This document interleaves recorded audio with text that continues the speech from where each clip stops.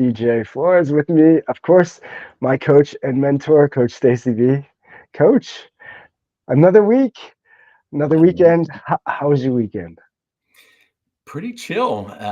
So the last few, there's been things going on and holidays and everything else. So it was good to kind of get just one that was sort of laid back and not too much. Our little small town of Currituck here had our Christmas parade and tree lighting Friday night. So that's always fun. You get 62 floats, you get 20 plus antique tractors and lots of fun stuff at the Currituck Christmas parade. But that was fun. So how about you? What's going on in your world? I love it, man. This is like my favorite time. My mom's big Christmas. Mom, if you're listening, thank you. But I love Christmas obviously because of her. But so this time of the year, there's special things that she did with us always. We'd go, so downtown Cleveland, they'd have the lighting of the tree, or downtown the square, and there was this whole big thing. And so we kept that going. And even one year, my brother got lost, and Santa had him up on stage, which was crazy. But yeah, pretty nuts. But so lots of stories through that. But it was crazy. So we got to Maggie unfortunately had to work, but I seen that town center had a lighting. I just happened to click interested on Facebook, and it came up, and me and the kids had nothing to do, so I was like, hey, let's go do this. And so it's so funny. My Oakley, who made her obviously her appearance last week on the show, World they premiere. world premiere. She's not famous, but she was like, Dad, the Grinch is gonna be there. I'm like, it didn't say anything about the Grinch. That's only an Ohio thing because the Grinch was a big. There was this guy who I swear he looked just like Jim Carrey from the Grinch, and played it really well. And so they would have him at events, and she thought he was going to be there because she just loves the Grinch. I don't know why. And he wasn't. I was like, I don't think he's going to be there. Sure enough, this local lawyer. Shout out to I don't. He didn't give his name. I know he was a lawyer. The front license plate said lawyer, and certain things. And I talked to him a little bit, but he shows up in this decked out car that he framed in wood to look like a sleigh. I should have shared that picture. Darn. But and he literally showed, and he's the Grinch. He was the Grinch, and he just took pictures. He wasn't planned, so it was kind of chaos. So Yeah. like people were just forcing their way out there with kids, and it was kind of nuts. And so my kids were not that way, so they laid back. So we just kind of enjoyed like the craziness for a little bit, and then they did finally get out there. But it made her day. I was like, oh my god, the Grinch! How did the Grinch show up?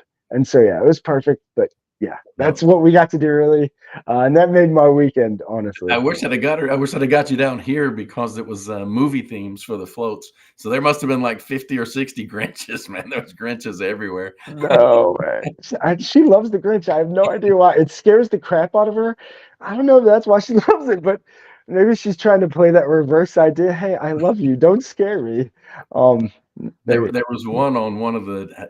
He was on one of the big trucks, but he had a fishing rod with candy on it, and so he was, acting like the kids could get candy but taking it away, which was pretty funny. Oh my God, that's so funny and that's so Grinch-like. Yeah. Well played, sir. Well played. But well, Coach, I want to get into this. I want to stick to time a little bit more. We're going to try to get this a little more rolling smoothly. So I will try to keep us focused. But so I want to tease before we get the intro music going. But obviously, the last few weeks we've gotten to share a little. I talked about the Club Kobe Jam, which was amazing to talk about. So thank you for letting me share that and get into some of those It was stories. an awesome story. I love it. Oh man. And then obviously then into my days of the regional days with the cell phone place. But now I want to get into and tease because we do have the grandfather of franchising, the and taxes joining us this month, y'all. So mark your calendars. December 19th, 4 o'clock, JTH, John Hewitt will be joining us live here and to share just what's going on with the new Loyalty Brands YouTube channel. Excited to hear about that and just what's going on with Loyalty Brands and stuff. So he'll share that and we'll kind of share how he connected the dots for me. And I'm going to really bait you guys for a long time because you're not going to find out more until the 19th, but really connected the dots that led me from Catholic to Mormon to no religion to, I guess they say, omnist, but really it's just the good wolf for me. So why he connected all those dots to Jesus just being the one. Ooh, I left it. It's the season to talk about it, so let's talk. It it is. And so yeah, but I do want to these we're gonna get into Coach your Liberty Days, the craziness of that, and just the journey of going from over 4,000 locations. Is that right? At Is the that what you peak, guys yeah, the at our peak? peak, it was over 4,000 locations. I'm not sure where they are now. It dipped, and so, I'd be afraid to give a number since I'm not in the middle of it anymore, but, Yeah. yes, so from, uh, I don't know, 250 maybe when I started, to over 4,000 at its peak. It was a heck of a ride and lots of fun and lots of lessons learned. Well, guys, if you want to hear some insights to that and how you grow and what that growth looks like, stay tuned.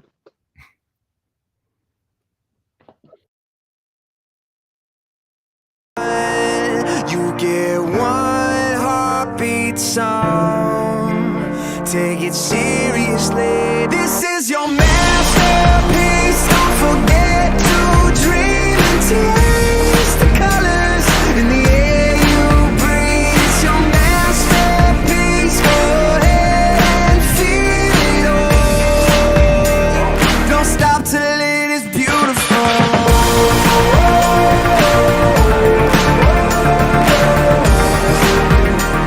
Don't stop till it is beautiful.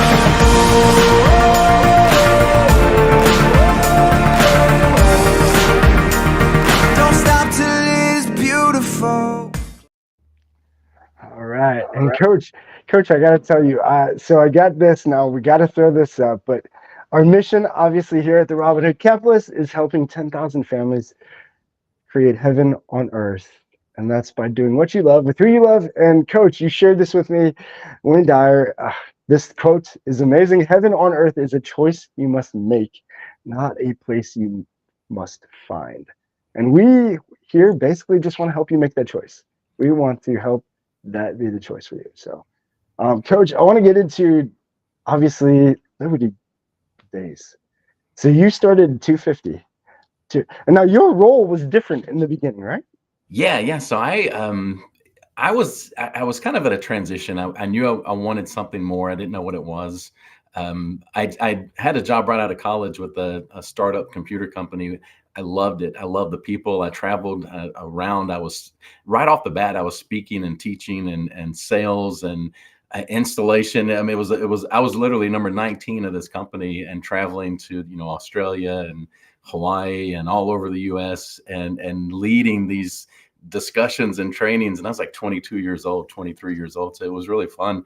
But it was a startup, and there wasn't a lot of money. There really wasn't a lot of benefits.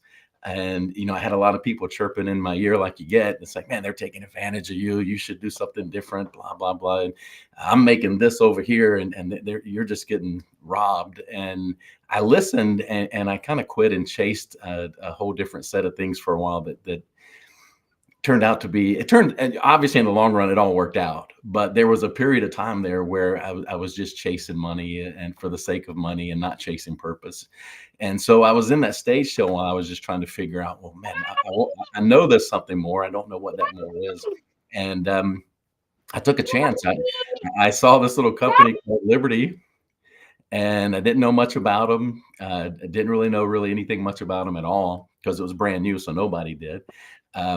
And back then, this is 2001, November or so, 2001, and internet was a lot different. So you could do your search, but you'd be lucky to find a page or a sentence or two about it. And so pretty much all I could find was the name John Hewitt, and that kept coming back up. And so when I went to the new home office and met with a few folks there, man, it was such an extreme growth period already. You walk in the door, there was boxes everywhere. They say we're going to do an interview in the library, and I go to this room. There's not a book in it. It's just chairs and a table. It's the weirdest library ever. And then the interview was just like really quick. We've talked about my buddy Tom Fox. He owns the restaurant there in Norfolk. Um, he- Yes. he's the Shout one out that Fox. he's the one that did my interview, and he asked like three questions. And that was about it. And and we're talking. Guerrilla marketing was a big thing for Liberty even that early. And so I come expecting a tax and accounting feel. I was expecting suits and ties. And John, he's not a suit and tie kind of a guy. He's a business casual, wear shorts and a logoed shirt, and you're good. And so I'm seeing all this. And when my wife, she's asked me, "What'd you think?" And I was like, "Well, I don't even know if this is a real thing or not." And it was just bizarre, everything that I saw. But then, I started to find out more about John and his background and his vision for Liberty becoming number one. And it was a compelling vision. I saw that it could be something that I could take a part of. I wanted to learn more about franchising and entrepreneurship, and it provided all those things. And so I took a chance. I took a huge pay cut, and not even a full time. I started with a seasonal gig just because I knew I'm a pretty confident guy. I knew if I could get my foot in my door, they'd have a hard time getting me out. And so I just got that foot in the door, and 20 years later found my way out. I love it, man. I love that. I didn't know all that backstory. So okay, so now you get in. What did you start at Liberty? Because you started was it IT? Yeah, yeah, yeah. So in college, that was my whole thing was technology. And when I worked for that computer company, that's what it was. I was tech support, installation, and for a long time, well, it was just a short time because I didn't stay at that company long enough to call it a long time. But for a while there, I was kind of like the translator. So I would go on sales calls and be the intermediary between the technical group and the sales group because I could do both. But a lot of the time I was going out and just training people how to use our systems. We sold HVAC computerized systems and things like that, and preventive maintenance systems. And so we basically dealt with schools, colleges, and universities, and maintenance systems Hmm. software. Oh wow. Okay. And so the background was, and I had some, a little bit of coding background, which coding back then was a whole lot different than what it is now. The languages it's kind of like, Latin and Greek now, but so I had some of that I brought in. And so the first thing I did for Liberty was tech support. And so, I did a short training where we learned how to set up computers for tax businesses, which, my politics. I'm a hardcore, Hyatt. I'm von Mises. I'm Peterson. I'm Thomas Sowell. I think taxes are a bane on society. Taxation is theft. So I had to come to grips with going to a tax company, but I figured that on the business side it would be all right. And so I went through a short training on how to set up systems, and then immediately hit the road and traveled to Texas. And during that year, I traveled several different places, but Texas and the maritime provinces of Canada were the two probably biggest trips I took back then. And so that was a lot of fun and a lot of learning. And when I came back, the opportunity was, I want to learn how to, I want to learn how this system works, and I want to learn how to run one of these franchises. And so I agreed to go to work for a franchisee as well. So I was doing kind of double duty at corporate and in the franchise side.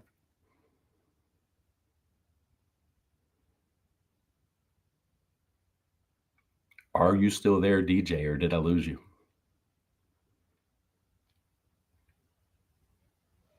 Oh, sorry, dropped off. Sorry. There. I don't know what. I didn't know if I was still alive or not. That was kind of weird. Sorry about that. Go ahead. I'm sorry. No, no. So I did a couple. From day one was traveling, and then came back and went to work with a franchisee as well, just so I could learn the system. It was trial by fire in a lot of ways. It was still very new.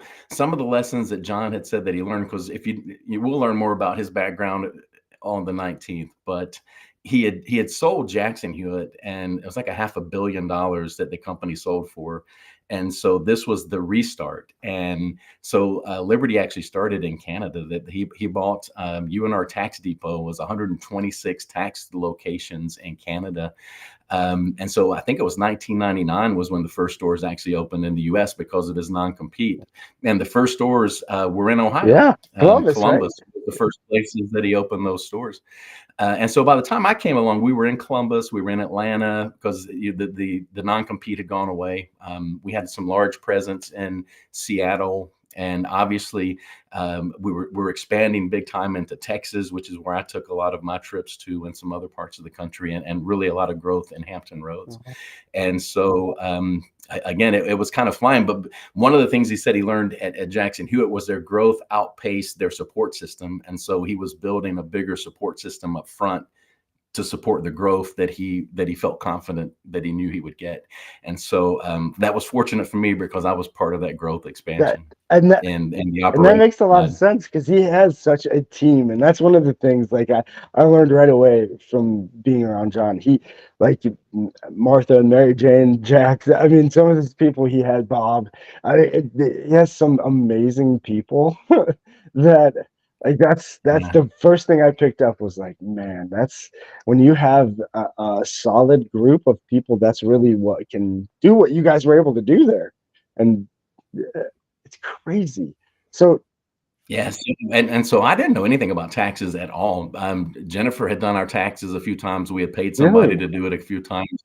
Um, didn't know the first thing, and so when I went to work with a franchisee, and some of you entrepreneurs out here might get a kick out of this story, but the franchisee was absentee owner, and I agreed to go work to do computer IT processing type work, not tax work. And the day I get there, everybody had quit. I don't know what had happened. I don't know the backstory of what made them angry, but the entire office had just quit. And what? so I was left, I was the most experienced person in the store. And I didn't know how to do a tax return. And so what we did is we brought in a really, really experienced good tax preparer, and we got some other resources from local of really good tax folks. But what that led to is I kind of co-managed that location, and we ended up out of 250 or 300 stores being the third best store in the whole system. But it was completely trial by fire. It was amazing. There was like 20-hour work days. There was nights I slept in the office. I'm Jennifer sure and the there's a kids. lot of startups and solopreneurs that know that pain right now. And listen, y'all, that's where you got to start. That's where it all starts. Yeah, Margaret, who was the lady that came in to run the tax side, and she knew that if she kept enough caffeine and candy in the office, I could stay up all night. So there was lots of caffeine and candy. But Jennifer and the kids would literally come to the office and like have picnic lunches because there was a lot of times through that first peak that I just wasn't going home, Yeah. and because it was an hour commute each way. You Oh know yeah, where I yeah. live. I know it. And so it was. I just can't tell you how much I learned about dealing with people, and Mm, because I was helping with the tech support at corporate too, and so pretty quickly after that, I became director of several different departments, and again, you just learn so much, and seeing how the business side of the business actually worked, yeah. and if there's no other way that I could have gotten into it and jumped in with both feet that way than the way that I did. And I don't, because I could have bought the franchise. I could have done all the things. I don't think I could have learned as much as I did being in both worlds at the same time and putting that kind of effort into it. I agree. I agree. Coming from prior to even being involved in any of that world, I was only the franchisee side, but usually not even a system like John does with Liberty and Jackson here and now with loyalty. I mean, these are very not. I mean, some were not even true franchises. Really, just people saying it's a franchise. Um, uh, Yes. Now, tech. I said tech was different. Listen how different it was. Offices weren't networked because that could cause a potential security threat. Uh, uh, Internet was dial-up. Very few people had broadband at all because it was cost prohibitive, and it was dial-up. So our updates were delivered, and we had a third-party tax software we'd use. Our updates were delivered. We would put them to literal floppy diskettes. It might be a series of 12 to 14, and you would go from computer to computer, and we had like 8 in that office, and so most of the time was spent just doing the daily updates with 14 floppy diskettes. I know your pain from DJing. I DJ'd when there wasn't just a list of playlists you could make. That was the most amazing thing that ever happened to me in my brother's world. Was, oh my God, you could make a playlist that you don't do anything. You just push a button. There were CDs. We had hundreds, if not thousands, of CDs with songs.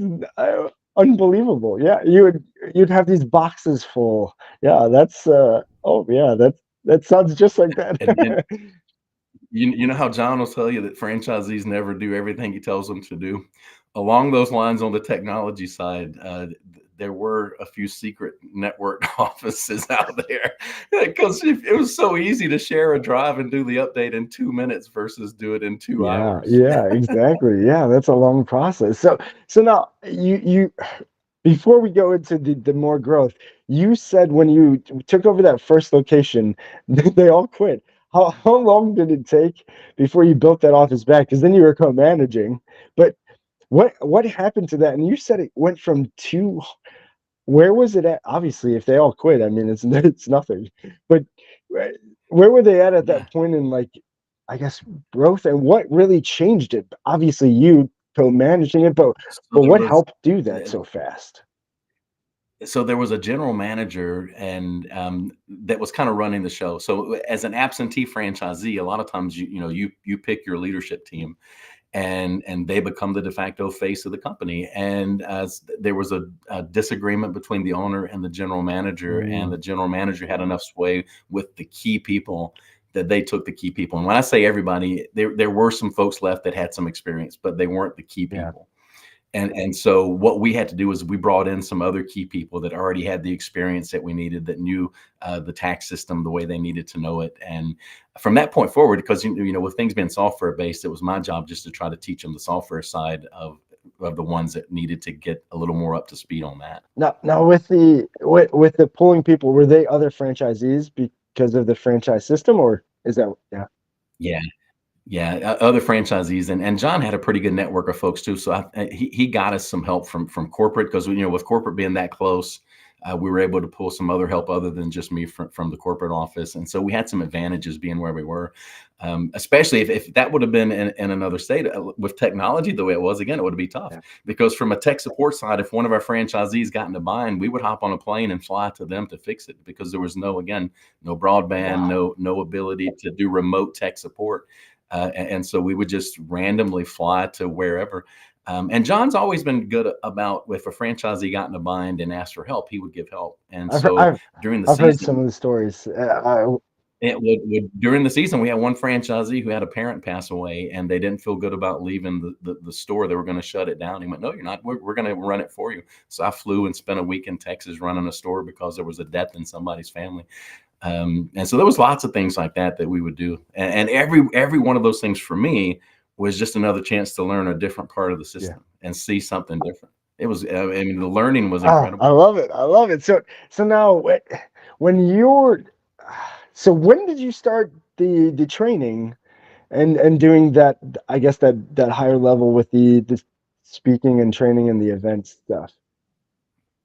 So it started pretty quick. So after that first season, like I said, pretty quick, they asked me to be director of a couple of different departments. So it went from a quality assurance department to the director of tech support.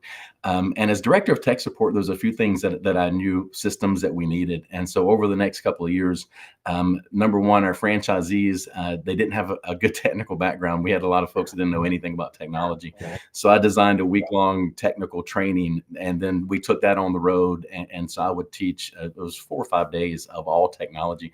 And since things were a little more difficult back then, I was literally taking computers, and we would take them apart, show them how to add memory to a motherboard, and do some things that you had to do back then. And so that was a lot of fun. So that was the first thing. So right off the bat in the summer of 2001, I was already doing some of the trainings and things. And then, some of the systems that we still had to build out as a support organization, we didn't really have a great tracking system for issues. We didn't really have a great knowledge base. Things like WebEx were brand new at that point and just starting to get popular. 2001. So, yeah, so I started to integrate and build some of those things out. I got a contract with a company called Right Now Technologies. It was a great knowledge base tracking issue tracking system, and I built that out, and then started doing like little recorded trainings through WebEx and pushing those out as No well. kidding. Okay, so now when you were training the new franchisees, I guess what is the common thing or the common like mistakes that anybody who might be a new business owner that they're like, okay, why is this not working? They said start a business, it'd be fun. Why what is the common things that you maybe seen that were like quick fixes that could help or really change? Because again, for that fast of growth, obviously there were there were easy fixes, or at least was it just spotting the right people or putting the right people in place? It's a combination of all of that. It's a little bit of everything. The right people obviously helps, because if you got a winner, winners win. That's what they Mhm. do. And so if you can fill your bus with a team of winners, you're in pretty good Sure, shape. sure, sure. And so it's a little bit of all of that. So what happened is, after a couple of years of good success in tech support, like we grew.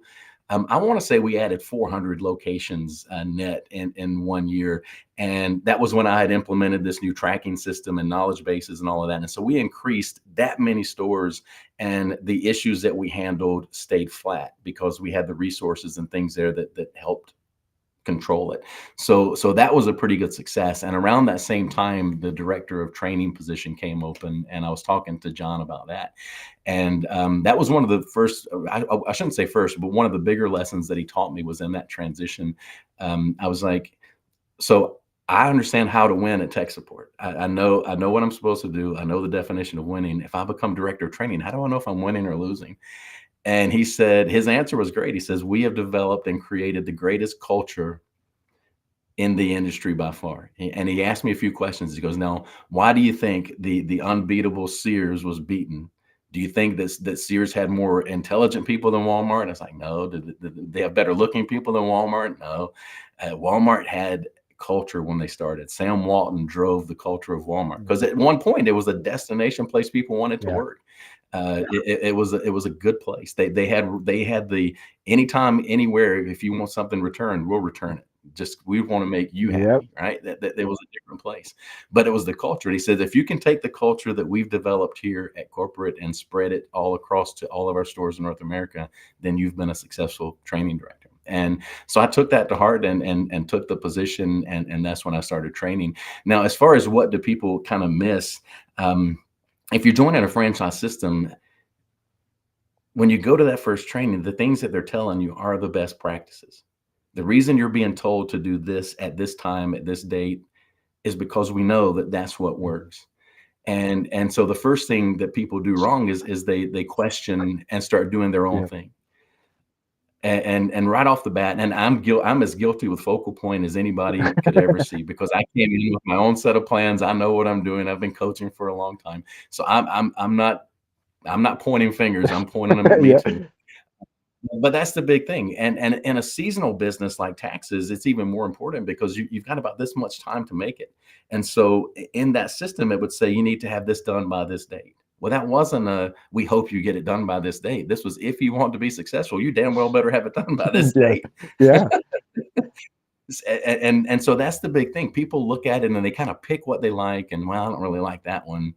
And they start questioning almost right off the bat. So I got a tricky question, but maybe how do they know before the training where what that looks like, or what they're asking of, you know what I mean, of them to grow? Like, how do they know what that experience is going to be? So for any franchisor, there's a discovery process that they'll take a new prospect through. And that discovery process, it includes talking to franchise development reps. It might include, we've talked to, franchise consultants on our Yeah. show. It might include a consultant like that. But there's a series that people go through. Most franchisors will have a discovery day where people come into, it used to be exclusively they would come into the home office of the franchisor. Now a lot of folks are doing them Zoom-based discovery days. But through that process, they learn a lot. So by the time the initial training comes in, for most franchisors, what that really is a handoff from the development team the training team, and then the training team has the handoff to the operations team. And so they already knew a good bit about what they needed to do. There was some pre-work that they would do before they got to class. And then what I tried to do with all of our classes was bring in representatives. So we covered each of the different departments and each of the different areas with the experts that they needed to talk to. And so they had a pretty good starting point when they got to me. And then the goal was that they could walk out and know enough to get out there and do some damage in their own market. Now, how did you get them out of their own way for the ones who refused or didn't like certain things that you guys knew worked? Was there I mean, So some you don't. So some are going to, because it's there's a curve, and there's going to always be some that are going to succeed no matter what happens to them, no matter what you do. We talk about my buddy Andy Banker at Franchoice. His first year when he came through, I led his training. He didn't stand out in training, even though he's one of the funniest guys you'll ever meet. But he left in his first year. Everything that could have gone wrong went wrong. Really? He started out strong. He got a great location that they were going to open up in. He had all of his classes lined up. He got all of his technology lined up. And right when it was time to run, he had his best employee, one really key employee. And right when it was time to start everything up, there was an ice storm that came in. And his best employee, the one person that was going to really help him, slipped, fell, and caused serious damage and was out for an extended time. So now he doesn't. And he couldn't start class, so his hiring process was delayed, right?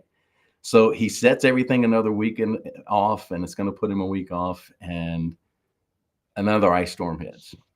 So this time, he goes into this office that he's got everything set up in, and when it gets below zero for an extended period of time, occasionally pipes might freeze. His entire office was flooded. The whole thing was completely unusable. He had to find a secondary location, and this is already in the middle of January. I think I heard this story. Is this Liberty? Is this okay? Yeah, I think I heard a little bit. He had to find right in the middle of the season. He's having to find another location. He's having to go through all this. He's still trying to find people to train and hire to get up to speed. And he still finished that year among the top in the entire industry, so much so that the IFA gave him an award for his perseverance as a business owner. And I asked him, because I flat out, I said, dude, he came to convention. I said, dude, I got to know the story. I said, if everything would have happened to me that happened to you, I'd have been curled up on the couch going, you know what? The good Lord is telling me this ain't for me. How many sides got him done? Okay, I'm sorry. I get it. I'm gonna walk away. I said, so what did you do? He says, well, if it's set on the calendar to get 10,000 coupons out during the week, I got them out. And I said, but you didn't even have anywhere for them to come in to do taxes. He went, I'd have figured it out. Yes. he said, good for you, Andy. He says, I knew that if I built the right momentum, once I got everything in place, it would be in place, and we would go fine. And so he just kept following the plan, even when everything around him was falling apart. And of all the lessons I learned through the years at Liberty, that persistence might be the number one thing I ever learned in 20 years of being there. I love that. Shout out to Andy, man. So we have to have him on next year, Andy.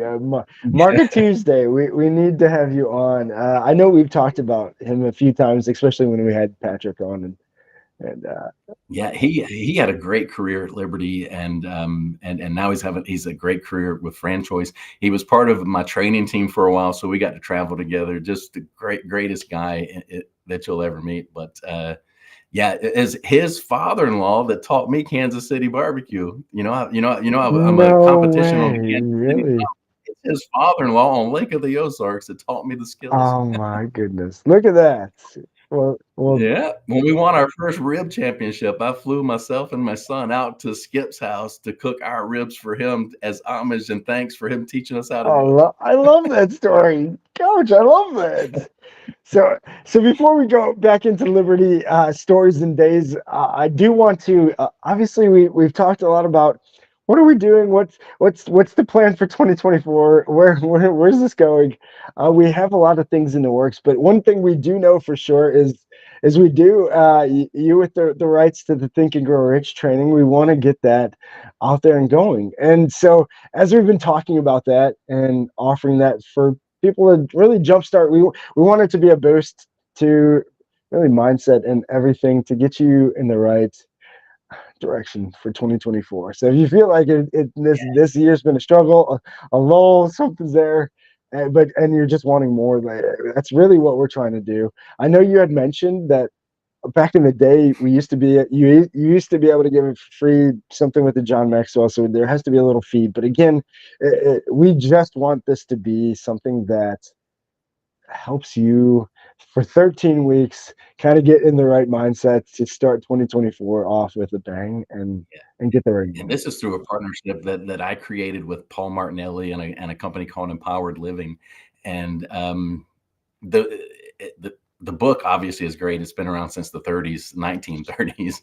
It's been around for a long time, and with the way this is set up, I promise you this will kick off 2024 for any of us better than anything you can possibly do. So this is a great program. Honestly, that's what I'm most excited about. Is just being a part of it, and because I know what it will do. Again, just since we've been talking about it, I ended up, and it's crazy. So BNI today had a younger kid, actually from Fremont, Ohio.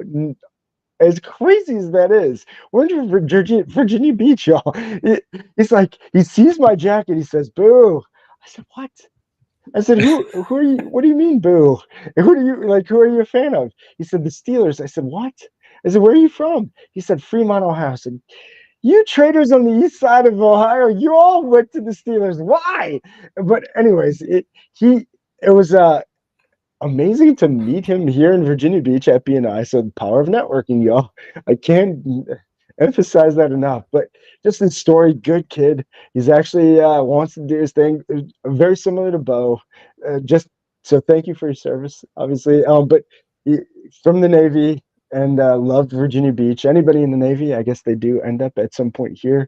He ended up here. That's why I stayed here and loved it. But so Yeah, we got quite a few down here too. I got to meet him Good and people. he says to me and this met a younger kid as well from Italy. He's only been here 10 years. From Italy, his parents from here came here for work for his dad, but engineering or something. But he uh, he says, "Think and Grow Rich," and I'm like, hold on, why are you talking about that? And so like, and he's like, that book changed my life. And then he said, Rich Dad Poor Dad. I said, oh my goodness, okay, I love you already, like, and want to know more. And so that's found out Fremont, Ohio, to really sum it in a nutshell. But Think and Grow Rich, since we've been talking about that, I ended up finding this Earl Nightingale recording, and it's a recording on YouTube. But so look it up if y'all like anything about Think and Grow Rich or want anything more to that really will give you more depth to it. Because his breakdown is he's just breaking. So it's Earl Nightingale's breakdown of Think and Grow Rich, his version of it that was made into a record that they now have on YouTube. But and he's breaking We might have to describe what a record is. yeah. He's breaking down how he used a word in this recording, and coach, you might know what this means. I didn't know what this word meant, but he basically I know what he's saying. He's saying like breaking down where you can basically move the needle to jump from lesson to lesson or principle to principle. But he says a word I've never heard. So I know it's about a record, and something with whatever they did to create that so you can do that. But that's so yeah, even what you're talking about. I don't know totally. Records were at the end of my day, even. So yeah, I know what records are. I've seen a lot of record players and had them, but yeah, it's not something that I went listening to Earl Nightingale's things. I'm glad you didn't go further with that. I thought I was about to get a vocabulary test, and I wasn't Oh no, prepared. no, no, I no, didn't no test. study. No. I can't even remember the word. That's how like I've never really heard the word. But it was crazy and it was exciting because I knew from Think and Grow Rich was I first ran into that book a long time ago with this whole Zig Ziglar, Jim Rohn, everything's just going to lead at some point there. And and so I found it there, but it was then Outwitting the Devil and hearing that version and the whole backstory of Think and Grow Rich, Napoleon Hill.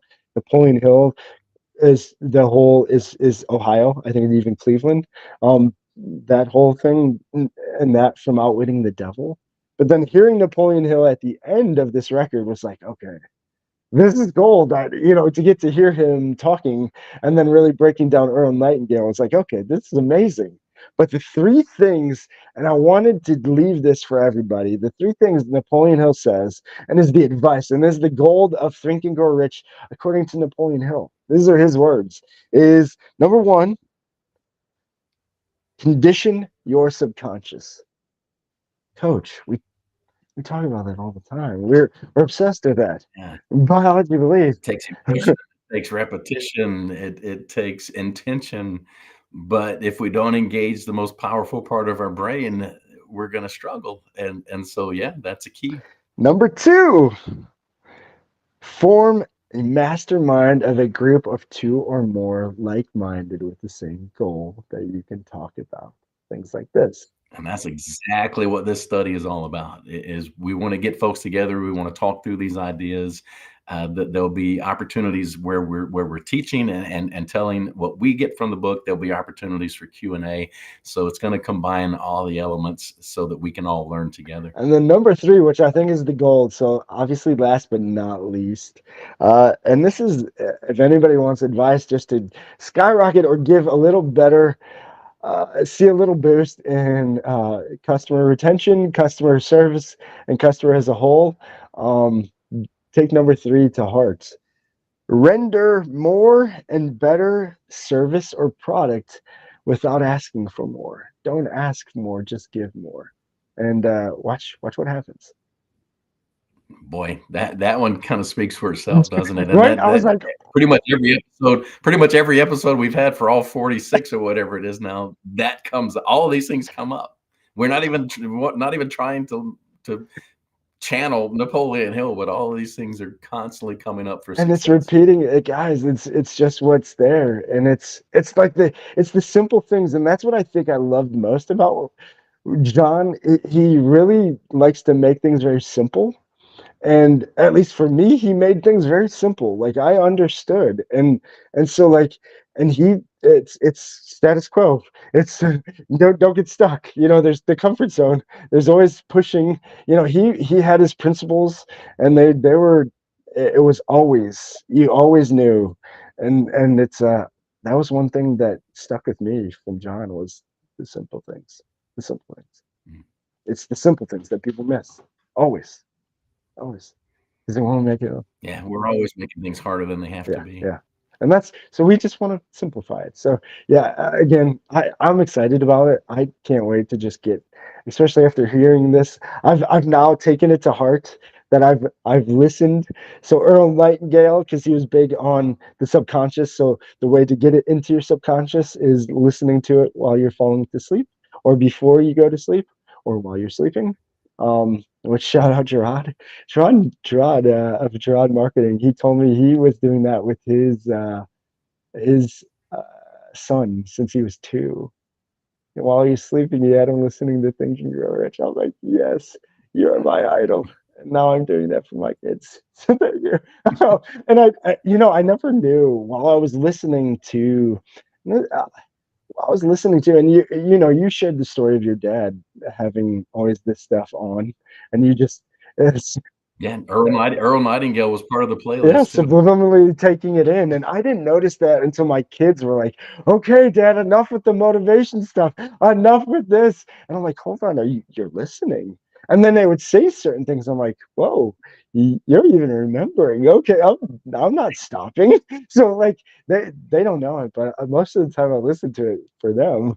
I already have heard that a billion times. It was just I wanted them to subliminally take it in because it really does work. So, and Earl Nightingale says in the end of it, listen to this every night when you go to bed, and I'm like, okay, let's soak that in for a little bit. So yeah, I fell asleep to that last night. Yeah. So now I love to read and read quite a bit. Obviously, as a kid, if it wasn't sports, I didn't want to read anything about it. But one of the first books that wasn't the Bible that I remember, that especially because my mom would read with me all the time, but Dad, not as much. And so other than the Bible, the first book I remember really getting from him was a Zig Ziglar. It was See You at the Top. Yes. See you at the top. So my first Zig, I don't know if I have it over there. Yeah, Selling 101. I have it at the top. It was a tiny little, that was the first book I ever, I feel ashamed to say this, honestly. But listen, school was for me, it didn't make sense. I was that person. And but so like I didn't want to read. Like it was easier to just figure out what I needed to know, study the things, and I could remember a lot and just do what I needed to do. So I never actually read a full book in school my whole life. Zig Ziglar's Selling 101 was the first book I actually read the whole thing because I wanted to read it. But honestly, I think I learned from Jim Quick. I just need to read faster, and so learning to read faster was a big thing. But I read Yeah. really slow, so Audible doesn't hurt these and days obviously, either. yeah, Audible, I soak it in like it's an IV. It's just like cheating in IVs. It's crazy. But yeah, same thing. But so back to Liberty. I do want to go back to a little bit of that. So now it's the crazy day. So let's go to that. So now you're doing the events. It's what? So you said 400 offices in 1 year? Well, Yeah, and that's a rounded number, so it give or take, but that was pretty close in the in that year that I remember when we switched and implemented the new knowledge base and tracking system, because we had such good results. I was in trade publications and things, talking about the system, the company that we partnered with to build the system. I got invited to speak at their conference in. I went to Bozeman, Montana for one, and to San Francisco for another for them. And so it was really successful with what we did. And then after that was when I started traveling and doing the trainings. And so we would do starting in we would have one in March or April that was kind of a new training, but that was kind of lightly attended because um, we would, tax season still going mhm. on. So we would start training season in earnest around convention time. So that was around June. But from June, July, August, we would have at least one, and we were having anywhere from 50 to our biggest was 150 new franchisees per training. Wow, And in order to keep it so that people could learn, wow, we had a rule that no more than 40. If we had more than 40, I had to split it into two groups. And so we generally, for quite a few years, we were always doing doubles, which meant we would have two different classes going simultaneously, and the instructors were changing classrooms. And then we did one in San Diego. Occasionally, we would go out of Virginia Beach for those. We did one in San Diego. I had like 75 people, so had rented the place. We knew it was going to be close, and like the week before, 2 weeks before, it just started blowing up. We ended up with so many people. I had to rent an event tent because the hotel didn't have a space big enough for everybody no at the combined way. session. Really? So we ended up like it was almost 150 at that one, and so it was crazy. So we were doing those, and plus we were doing intermediate trainings, we were doing advanced trainings. The tax department handled the actual tax training, but my group would set up the logistics behind it to do the tax training. During starting after Thanksgiving, we would start to do update trainings, which back then, and now it's all virtual, but back then I would have teams, probably 15 different teams or 10 different teams of two that I would fly all Wow, around to handle really? those in person. Yeah. And so for a good section of time, I was spending, half the year at hotel rooms in different places, traveling, doing trainings and speaking and helping. And during tax season is not training season, right? Yeah. So it was either if you're a franchisee, you go back to your franchise. If you're not, you do something for corporate, for operations. And so I did a lot of tax season travel. And so I was on a podcast just last week. It's the KB article, and it's Chad Brown and Kyle Kensler. And Kyle's from North Dakota. He's like, "You're the only person from corporate that would ever come to my store that came and made that drive up into Williston, North Dakota." And I love those trips because I got to see the country and I got to meet a lot of folks. How And is North Dakota? um, Because I probably will never go there either. But man, I loved it. I loved it. The oil boom was, I haven't been in a long time, but back then the oil boom was in full effect, and they were just building out the infrastructure. And so a lot of the roads, because I traveled to like 6 different cities in North Dakota, and it was all driving. and the big trucks were, I thought they were going to just kill me. So that part was frightening. There was just big trucks everywhere and snow and ice and all of Well, that that's what I sort of was thing. gonna. I mean, I know from my freight days. I mean, a lot of my drivers, I had stuff going a lot to Washington and stuff. So there's that stretch, like that's when winter season comes. Like that's terrible. Like it's not good. But it's a very traveled for semis and stuff. Like I know it's big. Somehow I would get lucky, and when, because you're going through different passes, because I would go from Washington to Idaho to Wyoming, Montana. I was in all these different places, and you go over these passes, and you got all the warnings. You got to have chains. You got to have this. You got to have that. And somehow I would get right in that little window of time where just any old car could get through, and I would get through. But I mean, I've seen every kind of wildlife you can imagine. I've been some of the states I went to without Liberty, but I've been to all 50 states, and a lot of them were with Liberty. And I want to say 6 different Canadian provinces as well. And so you get to meet a ton of people. You get to learn how entrepreneurs think. You get to see how they operate. I generally didn't tell people I was coming, because if you tell people you're coming, you'll see exactly what you're supposed Yeah, to see. If you just show up, you see how they really live. And so for the most part, I would pop in on good people. for you.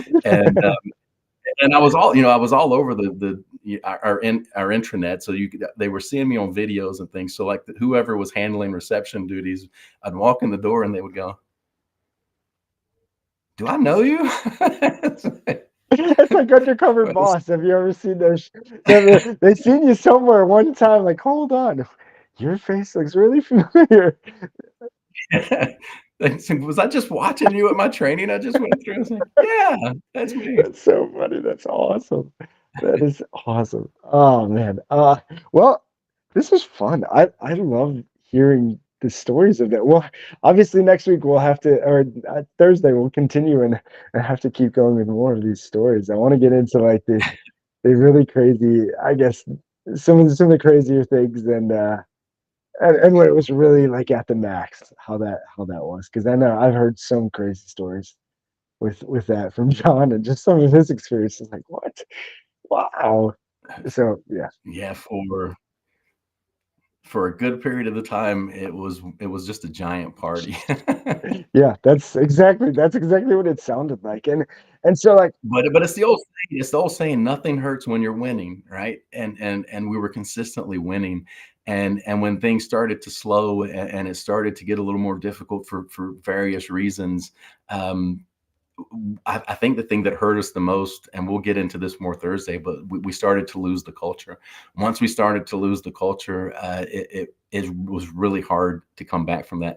So we did the whiteboard with the 3 different sections that you go through as a business owner, yep, from the learning to the growth to decline. And we kind of lost our way at the top of that growth cycle, where we weren't diligent enough to create the new growth cycle. And we really learned the lesson from success that told us we were better than maybe we really were. yeah. I love that you left it there. I think there's a lot. Listen, if you feel like you're having business right now, that you're there, that you're starting to lose the culture, don't lose it completely. Because, I mean, is it fair to say culture is basically like trust? It's never coming back. I mean, it's going to be a harder. It's It's a tough. hard. It's. I mean, that's where any company ever lost me. I mean, once I didn't believe this, that's why this word might be on my tombstone. But I literally, once I stopped believing, you lost me completely. So like Well, culture and is you huge. remember Jesse talking about his employee avatar. When you're going through that extreme growth, it gets harder to stick to your guns in hiring Ah, yes, that yeah, avatar. And so it's not only are you losing it from yourself and things that we're doing wrong, it's that we're bringing in a lot of moving influences that are pieces. dragging it Yeah, yeah. Ah, well, we'll have to maybe set the stage of how they can work through that if they're going through those pains too. Because again, there's a lot of growing pains through this game called life, but you got to learn and live, right? And that's Coach. This is awesome. So, Coach, final thoughts, and then let's wrap this up, I guess. Well, that was fun. These kind of discussions, I wish I'd have written more down because a lot of my memories are fuzzy on some of these things. I should have been keeping a better diary or journal throughout that whole thing. And so maybe that's another lesson I'll leave you with is whatever path you're on right now, journal, so that make sure you're learning the right lessons along the way. Yes, I love that, Coach. And I'm gonna leave with one last thought from Earl Nightingale. So this, I obviously took some notes. But and this again was like a 30 or 40-minute video on YouTube. So check it out if you want to see it. And I'll share the link. But uh, he said everything begins with an idea, which is fact. But he says if you know what you want it strong enough, by controlling your mind, you can control your destiny here on earth. And that's really he explains also in here, and he gave a stat that I was like, whoa, that's crazy. How extreme is that? So I'm a researcher. I will research everything. But and so he said this gray matter, this that matters between those ears is 14 billion cells. Just the brain is 14 billion cells. So I was like, okay, hold on.